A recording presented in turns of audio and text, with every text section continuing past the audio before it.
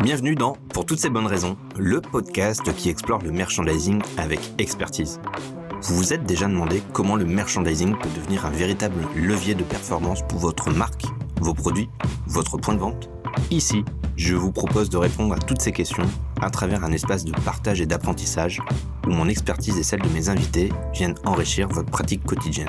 Je suis Adrien Bernard, ancien directeur merchandising et fondateur d'AB Merchandising. Ensemble, nous allons décrypter les tendances, stratégies et les outils qui permettent de créer des linéaires performants et des expériences clients réussies.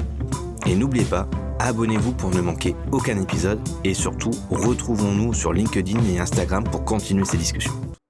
Bonjour à toutes et à tous, bienvenue dans ce nouvel épisode et un épisode un peu spécial puisqu'on est en live sur le salon Tech for Retail. Donc, je suis Adrien Bernard, expert en merchandising et fondateur d'AB Merch, voilà, un cabinet qui accompagne les enseignes dans la structuration de leur sujet merch et sur ce podcast, donc, pour toutes ces bonnes raisons, dans lequel je donne la parole à des experts du retail et ceux qui vivent le merch au quotidien. Et aujourd'hui, je vais te donner la parole, Guillaume, et je suis ravi de te recevoir. Et justement, on va parler d'un sujet très terrain, souvent sous-estimé, mais pour le très stratégique, le balisage. Donc derrière justement chaque fiche produit, chaque étiquette de balisage, chaque information en linéaire, il y a de la data, il y a de la donnée à gérer, il y a des équipes à aligner et une promesse client à tenir. Alors je te donne la parole, Guillaume, est-ce que tu peux nous parler de toi, nous parler de Pivot et ensuite on rentrera dans le cœur du sujet. Oui, bien sûr. Enchanté, moi c'est Guillaume, je suis Guillaume Kozak, je suis le CEO de la société Pivot. Pivot, c'est un éditeur de logiciels qui accompagne des retailers comme Leroy Merlin, Conforama ou encore Intersport pour les aider dans la création et pour automatiser de tout ce qui est balisage magasin, étiquetage, affichage, que ce soit pour de l'imprimé ou de l'électronique. Ok, très clair. Donc là, à travers cet épisode, on va revenir sur des cas clients et on va pouvoir creuser un peu comment tu peux accompagner sur certaines problématiques et puis voir aussi concrètement ce qu'apporte la solution. Donc déjà, pour bien comprendre, et si on reparle d'un de tes clients au hasard, peut-être Leroy Merlin, avec qui tu as travaillé. Déjà, chez eux, comment justement c'est organisé cette gestion du balisage, cette gestion de la signalétique? Alors, Leroy Merlin, c'est un peu spécial. Ça a été notre client pilote. Avant Pivot, créer des balisages en magasin, eh bien, ils avaient soit un vieil outil en DOS, en noir et blanc, qui crée uniquement des étiquettes très rigides, ou alors, si vous voulez être plus souple et faire des promos, mettre des en avant des prix, eh bien, ils utilisaient des gabarits Word. Et alors, les vendeurs perdaient beaucoup de temps à faire des copier-coller, à aller chercher l'information de produit à gauche à droite, à choisir, à s'inventer infographiste. Et donc, Leroy Merlin cherchait une solution pour, à la base, faire évoluer uniquement leur outil d'étiquetage. Et nous, à l'époque, on n'avait pas encore créé notre solution Pivot Poster. On était un éditeur de DAM, de banque image. On travaillait avec eux. Et ils nous ont demandé ce qu'on pouvait faire parce qu'ils ne trouvaient rien sur le marché qui répondait à cette problématique. Et donc, ensemble, on a co-construit Pivot Poster, dans lequel il y a une interface graphique toute simple. Les vendeurs peuvent scanner leurs produits ou faire une recherche sur leur opération commerciale et automatiquement, ça génère toutes leurs affiches, avec la bonne charte graphique, les bons prix, les bons tops, les bons labels, etc. De manière instantanée. Et donc, pour Leroy Merlin, le retour a été vraiment immédiat. Avant Pivot, un vendeur mettait entre 2 et 13 minutes à créer une affiche en fonction de sa complexité. Ouais. Et avec Pivot, on a réduit ce geste à sa plus simple expression. Donc maintenant, le vendeur, il a du temps pour faire son métier, vendre, accompagner le client. Son affichage, il est toujours cohérent et à jour en rayon. Et il n'y a plus d'écart de prix, de différence entre ce que le marketing avait imaginé et la réalité terrain. Encore là, on parle de Leroy Merlin qui est plutôt structuré. Imaginons en plus sur d'autres enseignes ou des petites structures où là, j'imagine, ils vont sur Canva, ils font leur balisage à la main. Là, j'imagine pareil, ça doit exploser en termes de timing. Oui, tout à fait. C'est pareil. En fait, au départ, on avait pensé la solution pas pour Leroy Merlin, mais avec Leroy Merlin. On avait tout de suite imaginé pour tout type de clients, que ce soit des grosses enseignes, des magasins, des chaînes de réseaux intégrées ou franchisées, des magasins indépendants. Et donc, on a par exemple travaillé avec Au Vieux Campeur, qui est une petite boutique avec une vingtaine de boutiques à Paris. Et la problématique est exactement la même. Les vendeurs perdaient du temps à bidouiller des affiches plutôt que faire leur vrai métier avant. Et du coup, Leroy Merlin, pour rester sur ce use case, c'est quoi finalement le cahier des charges, le brief de départ, à part faites-nous gagner du temps et aidez-nous là-dessus? Quelles étaient les contraintes et on va dire le cadrage projet? Bah, d'un côté, il faut que le vendeur puisse être autonome et souple pour animer son rayon. Il faut qu'il puisse faire sa promo, son déstockage, mettre en avant, personnaliser son rayon et mettre en avant un produit plus qu'un autre en fonction de contraintes locales, en fonction de la météo, en fonction enfin, c'est son métier de vendre et de mettre en avant. Mais d'un autre côté, il ne faut pas que cette souplesse se fasse au détriment des consignes de la direction marketing qui veut que certains prix soient à jour, qui veut que quand on communique en promo, ça doit se faire sur du rouge. Quand on communique sur des caractéristiques techniques, par exemple les ampoules chez Leroy Merlin, il y a des vendeurs avant qui préféraient communiquer en watts, d'autres en lumens. Fonction, ça se fait. C'est affinité. Voilà, sur l'affinité. Or non, maintenant c'est les lumens et dans tous les magasins, cette communication doit être homogène. Donc le cahier des charges, c'était ça, c'était à la fois répondre aux enjeux globaux de la centrale et de la souplesse locale pour les équipements de vente. Ok, très clair. Est-ce que du coup, finalement, il y a une taille aussi critique par rapport à un nombre de points de vente ou à une certaine donnée qui fait qu'à un moment donné, bah, tiens, en termes de balisage, on arrive un peu à toucher cette difficulté. Finalement, ça peut arriver à tout le monde, à tous ceux qui ont un point de vente. En fait, ça peut arriver à tout le monde. Initialement, pour nous, ce qui faisait qu'on avait peut-être besoin d'un nombre de points de vente minimal, par exemple une dizaine, c'était plus pour le ROI, le temps de la mise en place. On a beaucoup travaillé avec notre équipe R&D pour tout automatiser, pour que le setup se fasse le plus simplement possible, qu'on puisse connecter à votre système caisse. Si vous avez une banque image, on s'y connecte. Si vous avez un site internet, on va récupérer les prix là-bas. De sorte à ce que le ticket d'entrée, le setup soit le plus petit possible pour pouvoir s'adresser tout de suite à des boutiques, à des points de vente, à des magasins totalement indépendants. Ok, très clair. Sur la partie du déploiement, comment ça s'est passé? Alors tu vas me dire ça s'est très bien passé. Mais voilà, finalement, en termes d'implémentation de la solution, voilà, c'est quoi les grandes étapes? Est-ce qu'il y a eu des points de friction en particulier? Des changements de process? J'imagine aussi d'accompagnement du geste métier, d'accompagnement des équipes. Voilà, comment vous accompagnez? Ouais, il y a deux cas. Il y a le cas où, historiquement, les points de vente donnaient déjà la main aux vendeurs pour créer des affiches. Alors là, on a juste remplacé Word par une solution web qui, du coup, ils ont juste besoin d'une URL, ils s'y connectent et puis ils créent leurs affiches. Donc il y a eu un énorme gap. Et c'est vrai que certains clients, par peur de donner justement la main aux vendeurs parce qu'ils faisaient n'importe quoi sur leurs affichages, eh bien, faisaient toutes les affiches en centrale et les envoyaient par la poste, par colis. Ces clients-là, au début, on a respecté leur process de création centrale et de continuer d'envoyer des affiches dans les points de vente physiquement. Mais lorsqu'ils se sont rendus compte que, en fait, en 3 clics, l'affiche était créée, les vendeurs pouvaient le faire eux-mêmes. Bien du coup, ça a commencé à ouvrir l'usage en point de vente. On a vu le cas, par exemple, chez Bricoman, où au départ, tout ce qui était promotion, eh bien, c'était les équipes marketing qui faisaient les balisages en centrale et les envoyaient par la poste. Mais il y avait beaucoup de pertes parce que quand on les envoyait toujours, par exemple, un format A4 pour une promo à tous les magasins, certains magasins ne voulaient pas prendre de l'A4 parce que leur perceuse, par exemple, était sur un plus petit podium ou un plus grand présentoir. Donc, ça a été un format différent. Donc, plutôt que de mettre à la poubelle la fiche reçue en livraison et d'en recréer une mal faite en plus, eh bien, ils ont finalement changé de process et directement ouvert pivot au point de vente pour qu'ils puissent directement créer leurs affiches.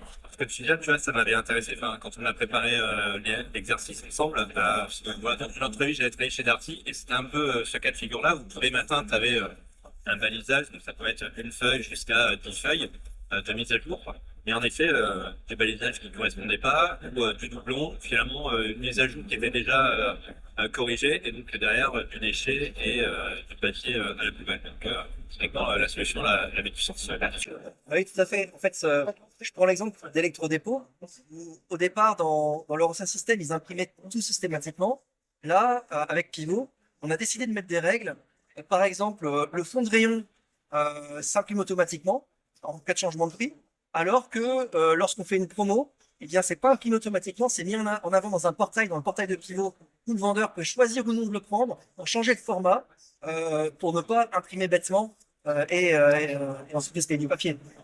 Et donc on a, en fonction du type d'affiche, on est capable d'avoir un workflow de relecture de l'envoyer en impression, ou même de l'envoyer vers des étiquettes électroniques, vers des écrans. On n'est pas obligé de faire de l'impression. Ok, ouais, très clair. Finalement, accompagnement des équipes, donc plutôt équipe IT, mais aussi des équipes métiers, merchandiser et équipe terrain. C'est finalement ces trois grands business partners avec qui tu travailles. En fait, les trois grands, c'est avant tout le marketing et le merchandising hein, pour, on va dire, la volonté, la charte graphique, l'image prix. Ensuite, avec l'IT, pour tout ce qui est connexion data. Donc, Pivot se connecte à l'ERP, au PIM, au DAM. Je donne des mots-clés qui sont déjà bons, mais en gros, les bases produits et prix des retailers.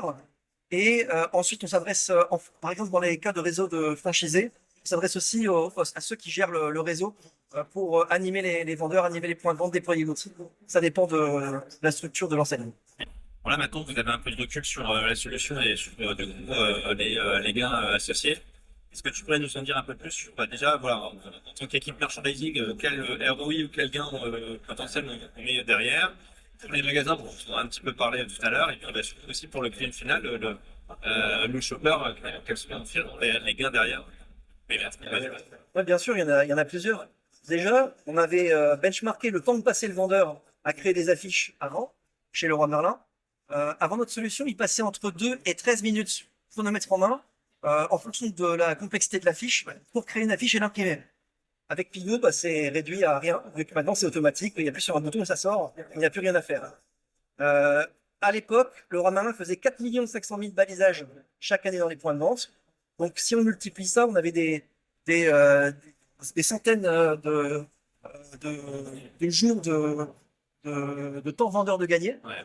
Et on est arrivé à 7 millions d'euros de temps vendeur de gaspillé qui était du coup économisé. Du temps qui n'était pas mis pour le client. Pour le client, tout à fait.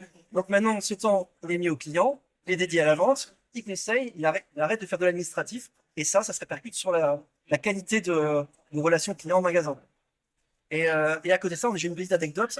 On avait aussi chez Leroy Merlin une éco-participation, une nouvelle norme à mettre sur les affichages dans un département. Il y avait juste, Pivot venait juste d'être déployé, il n'avait pas encore mis cette contrainte légale. Et il y a un inspecteur qui est passé dans le département et qui a vu que les affichages n'étaient pas à jour. Vous avez une potentielle amende de 4 millions d'euros à payer si dans les 3 jours, tout l'affichage de tous les points de vente n'avait pas été mis en conformité. Il nous avait appelé en stress, Pivot, souvenez-nous, qu'est-ce qui se passe? Et en fait, on a juste rajouté un champ en gabarit, connecté à leur RSI. En une demi-journée, tout était connecté. Et le lendemain, tout était imprimé et à jour, ils ont évité la mine. C'est un super exemple de mise en pratique. Là, tu vois, c'est la période de fin d'année, donc temps fort de business. Côté magasin, on imprime du coup du balisage et de la signalétique spécifique sur ces temps forts. C'est également le cas, et j'imagine que tu as aussi accompagné sur des gros temps forts comme Noël ou sur des grosses opérations commerciales. Oui, bien sûr. Nos clients nous attendent très fortement sur Black Friday, la rentrée, Noël, les soldes. Notre grande force, c'est d'avoir une solution SaaS dans le cloud qui est capable de tenir des millions et des millions de générations en masse. Chez Conforama, au moment des soldes, ça se compte vraiment en millions de générations d'affiches qui se font dans le cloud chaque jour. Et on a une solution qui tient la charge. Je reviens un petit peu sur les organisations, mais typiquement de ce genre de projet. On est toujours face aussi à des silos d'organisation, la partie merch, la partie retail, voire la partie IT.